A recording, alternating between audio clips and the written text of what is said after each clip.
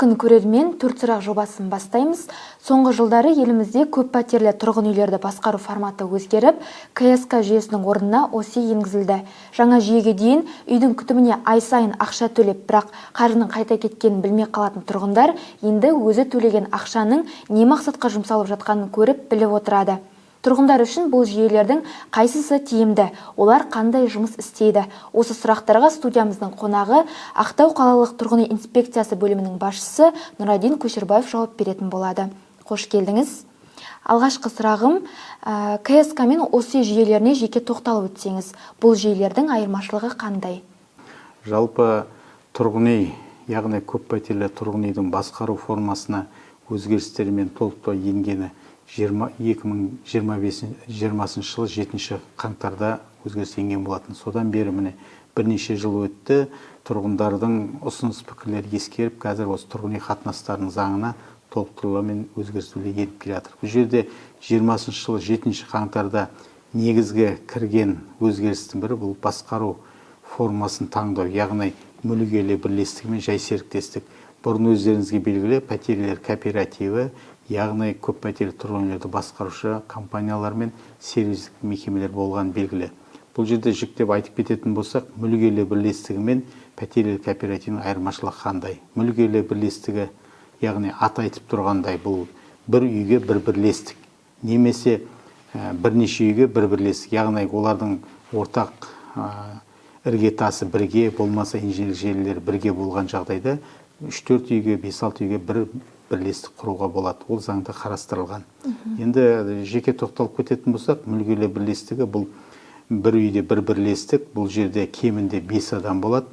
Яғни төраға 1 жылға дейін сайланады. Үйдің ақыл кеңесі бар, 3 адамнан кем емес, ол 3 жылға дейін, сосын ревизиялық комиссия болмаса ревизор. Бұл да 3 жылға дейін.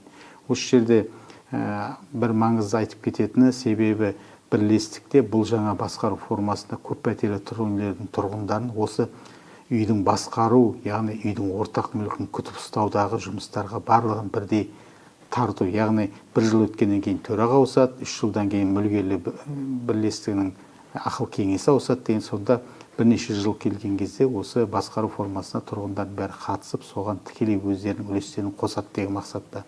Алайда енді заң күшіне енгеннен кейін бұл тұрғындардың пікірлерін ескеріп, қазір таңда мүлік иелер бірлестігі мен пәтерлер кооперативі бірге қатар жұмыс жасап келеді. Қазір осы биыл тағы заңның өзгерістерін толық күтіп отырмыз. Ол өздеріңізге белгілі, өткенде бұдан 2 ай бұрын парламенттің қос палатасындағы жалпы жиналысында нақтыланып бірінші оқылымнан өтті.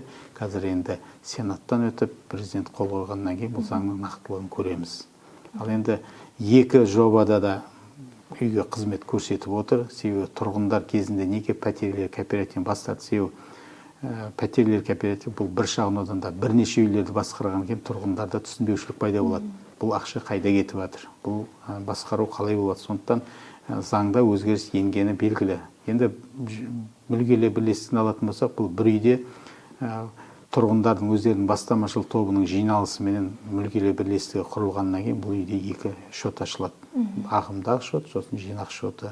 Бұл заңды тұлға әділет департаментінде тіркеліп, бұл ары қарай жұмысын жасайтынға.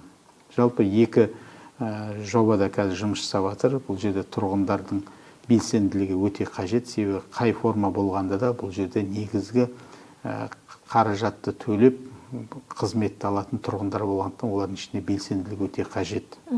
Соны айта кеткіміз келеді. Сіздің ойыңызша тұрғындар үшін жалпы қай жүйе тиімдірек? Енді бұл жерде мүлік иелер бірлестігінің айтып тұрғандай, бұл формада өте жақсы. Үйді өздерінің тұрғындары алады да, бір үйге өздерінің қандай жағдайын жасауға мүмкіншіліктері бар. Себебі ашылған шотта олар жинаққа ақша жинайды. Сосын үйдің күтіп ұстауында да тұрғындар енді төрағасы сол үйден болғаннан кейін күнде кіріп шыққан, сол үйдің мұқтажын бәрін көріп отырады. Басты назар аударып кететін тұрғындардың бұл жерде белсенділігі. Қалада да кейбір мүлік иелер бірлестігі бар ашылған, бірақ тұрғындардың өздері түсінбеушілігінен бұл жұмыстарының кенже қалып жатқан тұстары да бар. Негізгі тұрғындардан түсетін шағым енді бәрі ойлайтыны жергілікті атқарушы орган сол мекемелерді бастықтарын қоюшы, соны ары қарай талап етуші деп есептейді. Ал жалпы үй жеке меншік болғаннан кейін сол тұрғындардың өз құзыреттілігінде. Яғни мүлікиелі бірлестіктің төрағасы болмаса пәтерлер кооперативінің бастықтарын алып тастау бұл тікелей тұрғындардың құзыреттілігінде. Себебі жергілікті атқарушы орган ол жұмыстарына ешқандай араласа алмайды. Араласатын жері жаңағыдай заң талаптарына сәйкес дәлелді құжаттармен арыз берілсе, сол уақытта прокуратураға тіркеліп арыз рұқсатын алғаннан кейін тексеріс ашылады. А басқа уақыттың бәрінде бүкіл құзыреттілік тұрғындардың өзіне берілген. Ол басқару формасы қандай болсын, барлығында. Бізде де тұрғындардан қазір сұрайтынымыз осы заң талаптарына сәйкес өздерінің құқықтарын толық пайдаланса деп. Себебі олар жаңағы пәтерлер кооперативі болсын, болмаса мүлікиелі бірлестігі болсын, төрағаларын ауыстыруға келгенде жергілікті атқарушы органға шағымданып келеді. Мына бастық бізге ұнамайды, ауыстырып беріңіздер деп. Біз енді барынша түсіндіру жұмыстарын жүргізіп жатамыз. Көбісі тұрғындар, мен бір өзім не істеймін, екеуміз не істейміз, сіздер араласыңыздар дейді. Ол жерде заңда қарастырылған өзінің шектеулері бар. Жергілікті атқарушы орган кез келген жұмысына араласуға құқығы жоқ.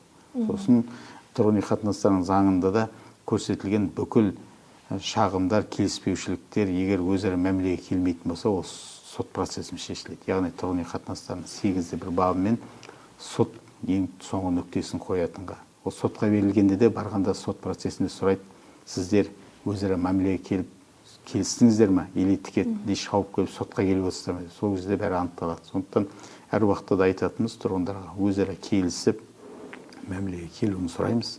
Егер шиеленісіп келмеген жағдайда онда сотқа жүгінеді. Қазір енді жылдан жылға біз статистиканы қарап отырып, сотқа беру процестері өте көбейген қазір. Себебі тұрғындардан бұрындары енді көп мән бермейтін болса, ол сот процесінде оның бәрін мән-жайын қарайды. Жүрмелі сот барып сол бойда үйдің жағдайында көретін жағдайлар бар. Көбінесе біздер инспекция 3-ші жылғы есебінде қатысамыз. Себебі бізде мамандар мән-жайын түсіндіріп айтады, көрсетеді. Нақтылай кетсе, жалпы осы аталған екі жобаның негізгі міндеттері қандай? Мысалы, үйдің алдын, артын, немесе сыртын, подъездің ішіндегі тазалық жұмыстарына қалай жауап береді? Осы сұраққа жауап бересіз. Бұл жерде екеуінің де аты бөлек болғанмен, екеуі де заңды тұлға атқаратын жұмыстар бірдей. Бұл жерде ең маңызды ескеретіні қазіргі үйдің ортақ мүлкін күтіп ұстаудағы ережеде 8 жұмысы бар. Ол мүлікиелі бірлестігіне де пәтерлі кооперативіне бірдей. Бұдан бөлек тұрғындардың өздерінің жалпы жиналысында қосымша қандай жұмыстар кіретіні осы өздерінің хаттамалық келісімінде белгіленеді. Себебі бұл үйдің басқарудағы ең жоғары құжаты олардың келісім хаттамасы сұрау парағында толтырылғанына сәйкес. Сондықтан үйдің сырты, іші кейде болып жатады. Менің көршімде 5 жылдан кейін кіреберістерді жөндеу жұмыстарын жүргізді, келесі үйде жүргізген жоқ деп. Бұл тұрғындардың сол өздерінің үйдің жарнасын ай сайын төледі. Соны бекіткен кезде қойылатын талаптарына сәйкес. Кейбір тұрғындар сол ай сайынғы төлейтін жарнаға кіреберістердің жөндеу жұмыстарын, подъездің жолдарын кіргізеді, ол сол келісілген кестеге сәйкес жүргізіліп жатады. Ал кейбір мүлікиелі бірлестігі болмаса, пәтерлер кооперативінде олар бір жолғы жинақпен келіседі. Мысалға, біздерге 5 жыл, 6 жыл деген керегі жоқ. Біз өзіміз сол ремонтты талап еткен уақыттарда біз есебін шығарамыз да, сол бір жолғымен есептеп шығарамыз деп. Жалпы подъездердің ішіндегі тазалық осы жобалардың негізгі қызметіне кіреді ме? Негізгі тазалықтары кіреді бұл жерде. Сосын жаңағыдай жуып шаю бар, онда тұрғындармен келіседі. Себебі ол жерде еден жуушылардың айлығы болған, кейде ол жерде түсінбеушілік болып жатады. Аптасына 1 рет жуды, болмаса 2 рет жуды. Соның бәрі өздерінің келісіміне сәйкес, сосын ай сайынғы жарнаға ол әсерін етеді. Себебі мысалға аптасына 3 рет жуатын болса, ол еден жуушының да айлығы жоғары болатын белгілі. Сондықтан бұл жердегі барлық жұмыстар тұрғындардың тікелей келісімімен жүргізіледі. Сондықтан тұрғындарға өтінетініміз өздері жаңа басқарушы мекемені болмаса мүлікиелі бірлестігінің жиналыстарын жасағанда өз ойларын тікелей ортаға салып, соны дауысқа салып, өздерінің талап еткен жұмыстарын өздері шешіп алуына біз кеңес береміз. Келесі сұрағым, егер тұрғындар КСК-дан ОСЕ-ге көшкісі келсе, не істеу керек? Бұл жерде тұрғындардың заң алдында талаптары бастамашыл топ, яғни 10% жиналып, 10 күн бұрын хабарландыру беруіне болады. 10 күн өткеннен кейін сол үйдің тұрғындарымен жиналыс өткізеді бастамашыл. Егер сол жерде тұрғындардың кворумы болатын болса, яғни 51%-нан астам сол үйдің тұрғындары жиналатын болса, ол кворум бар деп есептеледі, және сол жиналыстағы 51%-дің көпшілік дауыс берген жағдайда ол сол жиналыста көтерілген мәселенің бәрі қабылданады. Егер көп жағдайларда кворум болмайды, азғантай тұрғындар шығады, сосын олар сұрау парағы арқылы жүргізіледі. Сұрау парағы 7 күннен кем емес, 2 айдан, яғни 60 күннен ұзаққа созылмайды. Сол 2 аралықта бастамашыл топ өздері жауапкершілігін алып сұрау парағын жүргізіп, сол сұрау парағында тұрғындардың келіскен келісіміне сәйкес хаттаманы толтырып, әділет департаментіне тіркеуге ұсынады. Бұл жерде ескере кететін мүлікиелі бірлестік бұл заңды тұлға, сондықтан ол әділет департаментінде тіркеледі. Түсінікті. Енді келесі кезекті жаңа тұрғындардың жиі мазалайтын сұрақтарын қойсам. КСК-дағы басқарушы жауап бермей жатса, қайда жүгінуге болады? Ал осы дұрыс жұмыс істемей жатса, не істеу керек? Бұл жерде мүлікиелі бірлестік егер жұмыс жасамай жатса, бұларда ақыл ой кеңесі бар, ревизиялық комиссиясы бар. Өздері жаңағыдай жиналыстарын жасап, төрағасын ауыстыруға болады, болмаса өздерін толғандырып жүрген мәселелерін көтеруге болады. Пәтерлер кооперативінде де егер жұмыстарын жасамайтын болса, тұрғын үй инспекциясына хабарласуға болады. Қазір мүлік бірлестігі мен пәтерлер кооперативінде де тұрғын үй инспекциясына тұрғындардан шағым түсетін болса, прокуратураға тіркеуге жіберіліп, тексеру жүргізуге болады. Бұл тексеруді жүргізетін кезде кәсіпкерлік кодексінің 144 бабына сәйкес тұрғындардың тек қана бір бет қағаз емес, оған қосымша дәлелдер керек. Яғни сол тұрғынның қызмет көрсету мекемеге хабарласқан жөнінде жазбаша арызы болады. Оны 15 күнде жауап беру керек. Егер жауап бермеген жағдайда, болмаса ай сайынғы есеп беруінде есеп берілмеген жөнінде нақты дәлелдер болатын болса, онда тұрғын инспекциясына сол дәлелді құжаттарын тіркей отырып өтініш берілсе, тексеріс ашылады. Бұл тексерістерде түгел мән-жайлар анықталып, нұсқамалар беріледі. Егер сол мекемелер берілген нұсқаманы уақытында орындалмайтын болса, онда әкімшілік құқықтық сотқа жүктеледі. Ол кезде оларға жаңағыдай сот процесінде мән-жайлар анықталып, оған айыппұл салынып жатады, орындау жөнінде. Сосын бұл жерде тағы бір жауапкершілікті ескеретін, егер ол әкімшілік құқық сотында хаттамаларын орындамайтын жазса, онда қылмыстық іске дейін кетіп қалуы мүмкін. Сондықтан біз қазір көбінесе мүлікиелі бірлестігіне, пәтерлер кооперативтеріне ескертеміз, тұрғындарға міндетті түрде жауап берілу керек, оларға жұмысына дәлелді құжаттармен жұмыстар атқарылу керек шағымдары. Жауабыңызға рахмет. Енді келесі тұрғынның сауалы, біздің үйде осы бар, бірақ кейбір тұрғындар әлі де КСК-мен жұмыс істегісі келеді. Екі ұйым қатар жұмыс істей ала ма, әлде бірі міндетті түрде таратыла ма? Бұл жерде екі ұйым бірдей жұмыс жасай алмайды, себебі екеуі де заңды тұлға. Сондықтан пәтерлер кооперативінен бас тартып, мүлікиелі бірлестігін құрғанда, ол әділет департаментінде тіркеліп, ол жерде төрағасында куәлік болады. Егер жұмыстарын жасамай жатқан жағдайда өздерінің жалпы жиналысын жасап, төрағаны ауыстыруға болады. Қаламызда кей уақыттарда болады, тіпті тұрғындар ашқан мүлікиелі бірлестігін қайтадан заң талаптарына сәйкес жауып, пәтерлер кооперативіне өтіп жатқанда. Бұл жерде таңдау тұрғындардың өз еріктерінде. Өздеріне қай басқару формасы ұнайды, соны таңдауға қазіргі заңда ешқандай шектеу жоқ. Келесі сұрақ, біздің үйге КСК қызмет көрсетеді. КСК биыл ремонтқа қосымша ақша жинап жатыр, бірақ ремонт тек подъезд ішіне ғана жасалады. Сыртқы ремонт, яғни бояу, реттеу, тазалық жұмыстарына кім жауапты, кім істейді? Жалпы осы мәселеге келетін болсақ, үйдің ортақ мүлкін күтіп ұстау, яғни ортақ мүлік деген себебіміз, ол жерде пәтер иесінен бөлек іштегі кіреберіс бар, жертөле, үйдің шатыр, бұл үйдің ортақ мүлкіне жатады. Сондықтан сол жердегі қанша пәтері бар, сол пәтердің өзінің шаршы метріне сәйкес әрбір тұрғынның үлесі бар. 1 метр болады, 2 метр. Сондықтан бұл жерде жарнасында келіседі. Егер ол жарнада көрсетілмеген болса, бір жолға жинақ ақшамен, болмаса жаңағы үйдегі ашылған жинақ шотындағы жиналған ақшадан алуға болады. Үшіншісі, қазір 2023-2029 жылдарға арналған тұрғын үйлердің әлеуметтік жағдайын жақсарту мақсатындағы бағдарлама бар. Сол бойынша мемлекеттен қайтарымды қаражат есебін пайдалануға болады. Бұл қайтарымды қаражаттың бір тиімділігі, егер сол үйдегі пәтерлер иесінің жағдайы төмен болып, кірісі төмен болатын болса, Сабезге хабарласып, сол жерде арнайы бағдарлама бар, тұрғын үй көмегі, сол көмекті алуға болады. Бұл бағдарлама бір жақсы жері. Көбінесе шағымдар осы сіз айтқан жағдайда болады. Бұл жерде сіздердің қызмет көрсетуші мекемелеріңіз үйге келіп тұрған ресурстарды сіздің пәтерге дейін жеткізіп беруші. Кей жағдайларда болады, сырттан келетін, өздеріңізге белгілі, МАЭК бізде светпенен суды өндіруші, АОС-пенен КЖС үйге дейін жеткізіп беруші, үйден сіздердің пәтерге дейін жеткізуші қызмет көрсетуші мекемелер. Кей жағдайларда тұрғындардан да шағым түсіп жатады, бізге осы ЖЭК не керек деп. Яғни бізге керегі жоқ.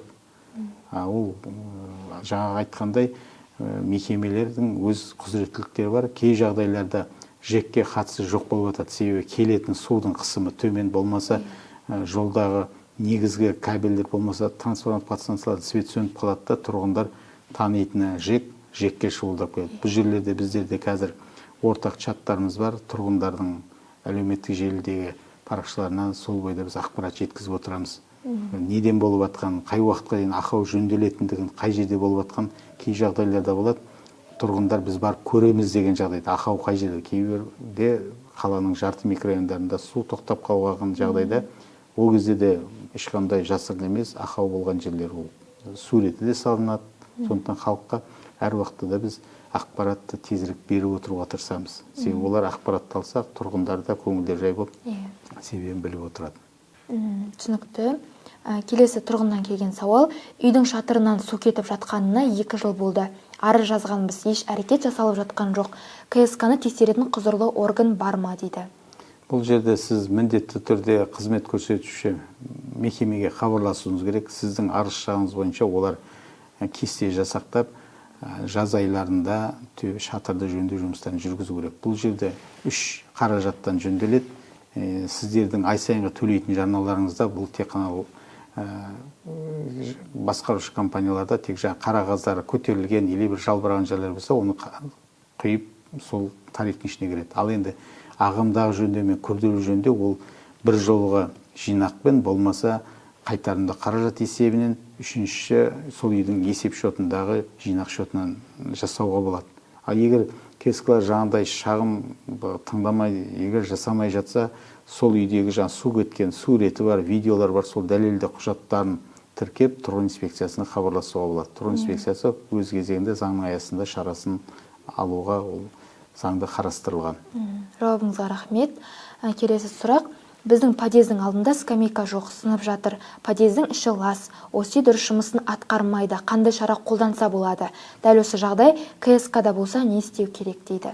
Бұл жерде өздерінің ай сайынғы жарнасындағы мәселені көтеріп қарау керек. Себебі үйдің іші лас болатын болса, есік алдындағы скамейкалары сырланбай, ол қалай сынып жататын болса, онда сол үйдің басқарушы компаниясынан талап етуге болады. Ол мүлгерлер бірлестік болсын, болмаса пәтерлі кооперативі. Сондықтан ол жерде қалай болғанда да тұрғындар белсенділік танытып, сол қызмет көрсетуші мекемеге өтініш арызын беру керек.